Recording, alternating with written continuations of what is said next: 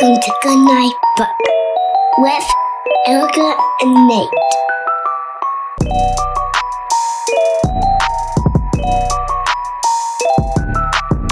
Upon like first or second clean out of the books to like make room for the older books, like this would have been one of the first ones to go for me. I don't hate it. I don't like reading it anymore. I remember it as a kid though. I don't remember it as a kid either. I don't know why. Maybe I blocked it out because of that tree that used to mess with me all the time when I was a kid. So were you? Well, I guess are we talking about it now? I don't know. So the story we're talking about today, yeah, I know, we're too excited. The story we're talking about, the book we're talking about today is The Giving Tree by Shel Silverstein. Now, I gotta tell you, first of all, I want to, right off the bat here, I'm surprised Shel Silverstein is not a turtle. I've always thought he was a turtle, then I saw the picture on the back of the internet. And he's not a turtle. Oh, that's funny. Yeah, I actually experienced this on the internet in JPEG form, in listicle form, actually, basically. So this is, I don't know if this is how he intended for me to experience it. I mean, I think he had that foresight 50 years ago. No, because literally the site that I found it on had, like, I had to skip through ads to get to the next pages, which I imagine Shel didn't intend, but maybe, I don't know. I do have a yes and. I'm trying to yes and that, but that's. I think, yeah. I mean, if you were clairvoyant and was like, the occasional interruption may come in the form of, somebody knocking at the door while you're reading this, or a computer ad. Why have books not gotten ads? I think that's the real question. That's the real travesty here, is that we don't get enough advertising in our literature. Right. I feel like they're not sacred. No, come on. There's nothing special about them. Or the rhythm in which you read things and rhyme. Yeah, exactly. So also there were some spelling errors in the one I read. No. Yeah, they were. So I assume, and some of the dialogue was in different colors. Oh, that's funny. Just to be clear who's saying what, because it's a very complex narrative with multiple plot points. I didn't even notice what color. I wonder if they made the tree green. You know what, honestly, okay, this is going to be a funny one today because I did not read it recently. I looked at hey, look at a preview on Amazon and did that. So I was like, oh yeah, I read the first 5 spreads and then was like, I remember. I got so I feel like the pictures are black and white and occasional pop of color, to highlight something. Is that so true? That's funny. My version I don't think had any color besides that selected text, but who knows? That might have just been the scan that I was looking at. Yeah. I know. I actually had checked this out from the library, but there was a waiting list for the digital copy. Oh, wow. So I don't understand people. I don't know. I guess some moms are having some rough times right now. I know. They need to check in with Shel. It is all black and white. Yeah, should we? Okay. Should we do our synopses? Yeah. Can I give you my summary? Yeah, please do. Please. All right. So I've got to finish mine here. Hold on. If it looks like I'm not listening, it's because I'm just writing at the same time. Oh, good. Yeah, that's what happens when we cram a book to get a podcast in. Okay. Well, in my mind, this book is about a tree and a little boy that love each other unconditionally. But as the tree, no, as the boy grows up. So as the boy grows up, the tree adjusts herself to continue to support the boy as his needs change. So she's constantly changing to fit his needs. But in the end, all they need, each of them, is each other. But to be clear, the tree does end up as a stump. Yeah, that's pretty good. Mm-hmm. How about you? What was your take? Do you take issue with any of that? Have a different take? Well, it's not different. I'd say mine, let me do a word count. Mine's shorter. And it goes a little something like this. An allegory for unfettered capitalism. A boy makes products from the thing that loves him the most. Until they're both dead. Yes. Yes. Yeah, I think you just brought us home, Nate. All right. Well, that's all the time. Okay, let's talk about our highlights. Do you have any highlights for this book? Yeah, I mean, I think that in the era of recognizing that there's a place for the bittersweetness of life, both good and sad at the same time, we have to have one to have the other. It's a, it holds up. Whoa, it's whoa, like whoa. a very... Hang on. What? Oh, do I need to kind of Okay, explain that? I'm just gonna sit with this. I'm gonna sit with this for a minute. Just let it sink in. Let that sink in. Yeah, I can't. Okay, so sorry. I guess I thought we were on the same page, but you know what? Okay, no, we can I'll go unpack that. for the sake of argument. For the sake of argument, I'll go along with the premise. But cool. Yeah, just work with me here. Yes, that this, in a way, is a theme as old as time, where you've got to have. I like it. I like that it's the fact that it is a little bit full of like kind of unrequited love and woe, and never quite resolves. I think that's like pretty bold for a kid's book. I was gonna say I'll skip ahead to it. One of my highlights is but not really. Just in that one part where they're not really happy. Yeah. They both just sit there. And it's like a little bit of like a recovery, but you're never going to get back to the original. Although at the end, they're happy again. So I don't know. I guess. Because that is basically, I feel like this is, if you view this as the experience of a parent, or specifically a mother, which I think I view capitalism as the mother character. Just kidding. But if you view that as, if that's the mother, I think what we all want is to grow to live long enough to see our children not be able to walk as much. I think that's what we all want, is to really, really last until then, so that they can sit on us, because they can't walk. So I mean, kind of in all seriousness, I guess that's true. It's like, oh, now you know what it's like to be feeble and without branches and apples. Yeah, it should have said, instead of, but not really, it should have said in your face. If I was going to do a rewrite, that's just a little tweak I would have done. Yeah. I have another highlight. Is it Highlights Magazine? What's wrong? It is. It's highlights. It's more. No, it's a highlight. I've got a couple highlights. It is really fun to read aloud, but I generally like Shel Silverstein to read aloud. He is funny, and it's sometimes it's a little complex in that, like, you have to figure out the rhythm, and it takes you a couple reads through a book or a poem or whatever to figure it out. But once you do, it's like kind of hilarious and sing-songy, and it can just be very rallying for you and the kids. So it can be very bonding, and I think there's something really slow and quiet and beautiful about this book.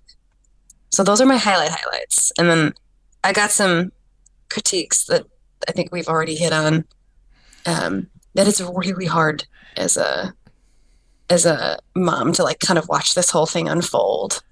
Be like, don't do it. Have you noticed that all the kids in all these books are pricks? Like, doesn't it seem like pricks? Oh. They're all kind of jerks. Like, all of these are, I mean, I guess it's because the kids aren't writing stories. Well, it does make you wonder about his relationship with his children, and, like, reading it as kids, they were probably like, oh, ha, ha, ha, ha. Mm-hmm. And as adults, they're like, wait a minute. Did our dad just kind of secretly hate being a parent? Yeah. Or not so secretly. Yeah, maybe not so secretly. Speaking of a lot of lovers, that guy, I wonder if him and Margaret Wise Brown ever hooked up. You know what I mean? Yeah. she did have a, yep. Yeah, she had a lot of lovers. I know, Lovers. weird. That was a fun fact from Erica's fun fact. I had a question about the carving. Can I bring up a highlight with a question? Please, I think it's your turn. Yeah. What does it say? Me plus T, like me plus the tree? I think it's, yep. When the first one is me plus the tree. That's weird. Uh-huh. Have you ever carved anything like that in a romantic way into a thing, into a tree or a picnic table? Oh, no, not like something out there in the desk. world. There was no, it's more of a notebook situation for me. I wish I could. You know what? I think I've always felt that wasn't a good thing to do in the world. I don't know how you get programmed in that way. Well, Sort of a vandalism question in general, Nate, I think. So back at you. Well, I'm a real Banksy, as you know. We're going to have to cut that out. Beep. Yeah, I'm a real beep, as you know. That's what I was going to say. What did he say? Yeah, no, I agree. I never did anything. I feel like I also wouldn't have the patience. I probably tried. I probably started and was like, oh God, my hand's tired. I think I'll go watch Saved by the Bell. Yep. It's a better use of my time. Also, maybe I didn't have any girlfriends. That might have, so it would have been me plus T. Also, I would me plus this here picnic table. Yeah. Plus P. NC plus PT. And people would have been like, who is this? Bathroom doors would have been another one, I think, where you could have put that information. For a good time call, etc. Yes. Yeah, where you want to publicize that information. No, I don't think that there's much, I can't speak to much like general vandalism in my life. So weird. I think that, there's so much. Yeah, because there's so many opportunities to do so, and it just never occurred to me to no. I think the statute of limitations is up on this. My friend and I used to break into like office buildings sometimes if they were under construction or whatever, just at night for fun, and we would move people's stuff around just a little bit. Like we'd switch pictures in people's cubicles, or like there's like a Toy Story doll guy and we just put his arms up and so we did a bunch of that stuff. And I view that as like harmless vandalism in a way, like we didn't destroy anything, but maybe creeped a few people out. And we'd like to imagine that, like a little while, like people are talking to the water cooler, a little while later, like, did you notice anybody messing with my Toy Story guy here or whatever? And then I did notice that one of my pictures was in the wrong spot or something. That was probably before the era of like hidden camera. We didn't even have cameras back then. Mm-hmm. No phones. Yeah. So it was like, couldn't. No, there was no video. There was no talkies, no video. We wrote a play about it. That house would have sucked, huh? That house that kid, the boy built. Yeah. Like that was this is kind of my question is with the apples too. I have another question about apples, but first with this basic consumerism question. Mm-hmm. Do you think he sold those apples and got any money? Because don't you think he would have come back? That would have gotten him to come back if he was like, oh shit, yeah, this worked out. I should take some more apples. I know, right? Or if he just like maybe like made them into like a weird alternative product and like could only do that one time. Or just like ate a few apples and was like, oh, that didn't really pay off. That's not a good apple. Yeah. So the whole apple tree scenario, growing, now having like actually seen apple trees and as a landscape architect, knowing what an apple tree looks like, and that's not an apple tree. And also like once you take all the apples, calling bullshit. They grow back. She's coming for you, Shel. Watch out. Yeah, I just like it kind of drives me crazy, like poking the holes in this thing. Like there is a sustainable way to use parts of a tree so that things grow back. Like, I don't know, picking apples, they come back. Mm-hmm. It's not just a one-time thing. You could trim the branches. You don't have to take them all. You could live outside. Could live outside. Yes, because both of those things, I was like, all right, man, like that's gonna be a shit house. But I wonder if it's kind of one of those things, when your mom tries to give you something that you don't want, but you're like, okay, fine. Yeah. I'll take this thing. I'm not going to use it, but sure, you bought this and you think this will help me. Yes. Great. Maybe it was one of those things where please take all my branches, please. And he's like, okay, I'm going to build a great house with this. Oh, good. I hadn't thought about that. That's a good one. Maybe he is giving back to her more than one originally might assume from this book. He's giving Maybe her she's the the feeling of prick here. being useful. Yeah, she's the needy one. Yeah, she's just a tree. She didn't have anything to do. She was just standing around before he showed up. Yep, that's it's right. also not like she made him. You know what I mean? No, he came from some other. He's got a mom. He's got a mom. You creepy tree. Lay off. Maybe you should check your boundaries. Maybe you're over investing in this relationship tree. Maybe it's time to look inside if you had eyes to really think about yourself. Maybe it's time the tree needs to reevaluate giving away all its apples to this weirdo who just wants money. Who already has established an abusive relationship by carving things into. That's true, almost immediately, to prove it's love. I mean, I think maybe this is like a tale against interspecies love. So it's a warning. It's a message for us all. So we know Shel Silverstein had a lot of lovers, and they were human lovers, and he himself is a turtle. So, that's right. He's not a turtle. Nope. We divulged that. Can I go back to my other Apple question? Yeah. Mac or PC? Just kidding. What is your favorite kind of apple? I should have a good answer for this. Do you like apples, or are you not a big fan? I do. I don't have a super strong opinion, but I do like. What's the one that everybody likes? Fuji.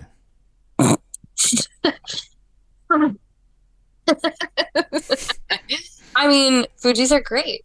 Pink ladies are my dad's favorite. Honey Crisp are the one they're the bells of the ball. I actually kind of started liking this one that I don't know the name of, but it's like a Macintosh, but it's not as mealy as a Macintosh. Like I feel like I've gone full circle on apples, where I was like, as a kid, I can distinctly remember eating Macintosh apples in Cara Swettler's basement for some reason. And just really enjoying the heck out of them. And then getting older and being like, Brayburns are pretty good. Feeling like almost like your taste advanced and you're very proud of yourself. Like, look at me. I'm not a Macintosh person anymore. I'm into these. A basic B. Hybrid. I think we were a Red Delicious family, maybe. Oh my. Which is even worse. Yeah. I didn't even know people did that. I thought that was just like it might have relegated been to the school districts. It might have been Macintosh. I'm not sure. Red Delicious are just. I feel like they're very similar, and it's like you can see that they were dyed. It almost looks like, doesn't it? I don't know if that's true. This is something I remember from my youth, looking at it, being like, "Why is the inside red?" Oh. But I know, tricky. So now, where are you at with apples? I enjoy an ambrosia these days. It's a good one, but yeah, Honeycrisp are good. I like a real low density apple. A small but low density apple is my ideal apple. Yeah, because density hurts like the gum, like sort of it's the breaking the skin to the pulp ratio that needs to be. And it's also like, I feel like the less dense ones are juicier and crispier. So that's what I'm in it for. Are you like a sort of tart apple person, or do you like them sweet? I am a sort of tart, but I like sweet apples. Sorry, you called yourself a tart. No, I don't like tart apples. I like sweet apples. Oh, yeah. Okay. So that's my deal.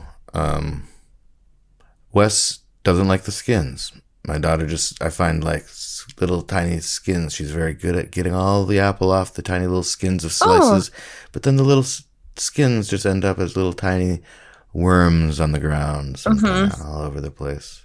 I'm like, what is this? Is this thread? Oh, why is this thread so wet? Oh.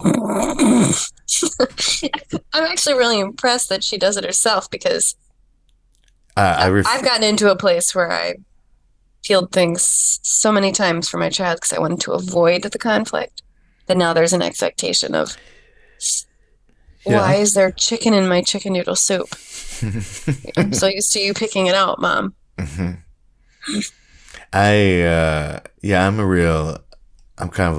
one of those edgy comedians, but for dads. So I like to just create conflict. So I like pick fights with her all the time. I see. Because you're looking for material. Yeah. No, but I don't do a comedy. I do parenting. I was just making the comparison. That is my style of parenting, is confrontational. How do you describe your parenting? Edgelord. Yeah. So overall, I like this a lot. And do you have what are your other thoughts on? You got more highlights? I don't think we've talked about a book that you've overall liked a lot. I have a soft spot for Shel Silverstein, and also this one has not been ruined at all. I've not I didn't read it when I was a kid. I barely read it now. Yeah. No, I guess I will say I'm again struck by what a prick the kid is, and even as he grows up and as an adult, he seems to still be a jerk. But then now that we've talked about it more, it is funny. Who's this tree? Whoa, back off. I struggle with it because of the decimation of the tree. I mean, as much as we're, putting her in a new space in my mind, which is helpful. Yeah, it's not like they grow old together, No. It's not just like she would have been fine. Yeah. Yeah. There was a point at which, she could have just, let go, but he keeps coming back. And at his worst moments, she never gets this is the thing that it basically elevates and puts under a microscope, all the things that I have sort of been aware of. But now I'm oh no, the giving tree pretty much explains what it's going to be like. They're just going to come back. She's just going to come back when things are really rough and I'm going to have to try to fix them. I would recommend, and then you might want to jot this down. You should have a bunch of apples ready at all times. I think that'll really help. Or a bunch of sticks. Mm-hmm. Both, maybe. Well, that's why I'm growing my hair out long, so that I can just cut it all off. I'd say build a house out of my hair. Out of my hair. Have fun finding a partner. Weave a sweater. Yeah. I really like your sweater, Olive. Where'd you get it? Oh, it's my mom's hair. And it won't grow back for some reason. That's according to this book I read. Mm-hmm.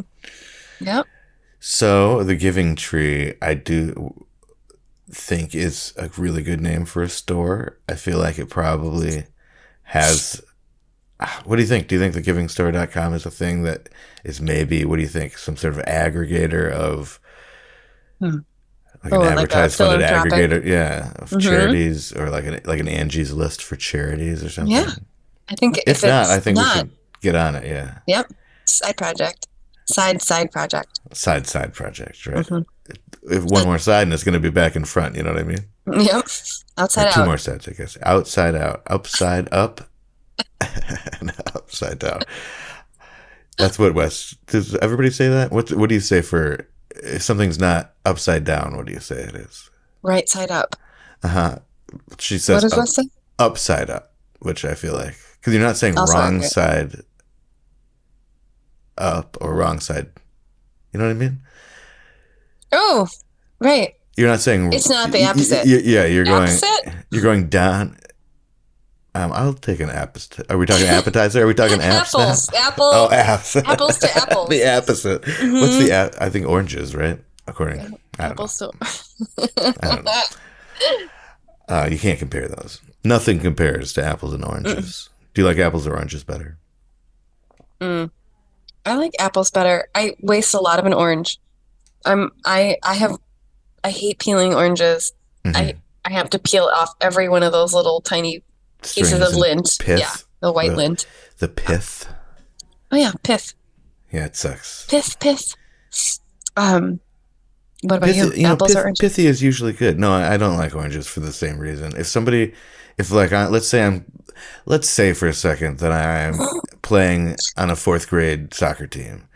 Mm-hmm. And so they're all cut up in slices. I'm kind of hot you know, but it's like a cool day still. So then sure, give me some apple slices, okay? And I get sticky, and that's fine. But overall, they're too juicy, too sticky. I'm a man with a beard, and that's not cool for oranges. And yeah, the pith is so gross. I hate it so much. What is it even? I mean, I get it. Really, when I like peel it, it ends up looking raw. Like it's like like tauntaun guts. It's like I juiced it. Yeah, because like I get so close because I can't help it. So yeah, what I'm saying is I love oranges. The work is worth it. Yeah, this is why I have scurvy though. But you know, what are you gonna do?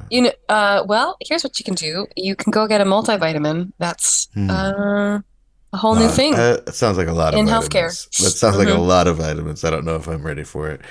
I think what you could do though is everybody could go to thegivingtree.com and donate to my Grow Give Me account, and towards my scurvy treatments, which maybe is multivitamin, I guess, from what I'm understanding. I haven't finished my Google search, but Erica says multivitamin, and so that's what we're gonna do. Yep, you just call me. It's like Ask Jeeves. Take 2 of these and call Erica in the morning. All right, well, that's all we have to say about the Giving Tree for today. If you enjoy the show, please rate and review it and tell somebody you like about us. And if you don't like it, tell somebody you hate about us. That'll really show them. And for a transcript of this episode or any episode, please send a self-addressed stamped envelope to the address on your screen, and we will send you back a little post-it note that just says, "We don't have that." Until next time, good night, Mush. Good night, creepy old lady. And good night, book. The end.